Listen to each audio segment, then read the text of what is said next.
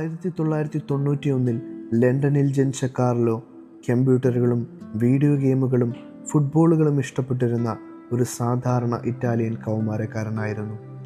എന്നാൽ ഈ സാധാരണ ജീവിതത്തിനിടയിൽ തൻ്റെ വിശ്വാസത്തോട്, പ്രത്യേകിച്ചും വിശുദ്ധ കുർബാനയോടുള്ള ഒരു അസാധാരണമായ ഭക്തിയുണ്ടായിരുന്നു. വിശുദ്ധ കുർബാനയെ അദ്ദേഹം സ്വർഗത്തിലേക്കുള്ള തൻ്റെ ഹൈവേ എന്നാണ് വിളിച്ചിരുന്നത്. സ്വയം പഠിച്ച കമ്പ്യൂട്ടർ പ്രോഗ്രാമറായിരുന്നു കാർലോ. ലോകമെമ്പാടുമുള്ള കുർബാന അത്ഭുതങ്ങളെ രേഖപ്പെടുത്തുന്ന ഒരു വെബ്സൈറ്റ് നിർമ്മിക്കാൻ തൻ്റെ ഡിജിറ്റൽ വൈദഗ്ധ്യം ഉപയോഗിച്ചു. സാങ്കേതികവിദ്യയെ ഒരു തടസ്സമായിട്ടല്ല, മറിച്ച് സുവിശേഷവൽക്കരണത്തിനുള്ള ഒരു ഉപകരണമായിട്ടാണ് അദ്ദേഹം കണ്ടത്. ഇത് കാരണം അദ്ദേഹം ദൈവത്തിൻ്റെ ഇൻഫ്ലുവൻസർ എന്നും ഇൻ്റർനെറ്റിൻ്റെ മധ്യസ്ഥനെന്നും അറിയപ്പെട്ടു.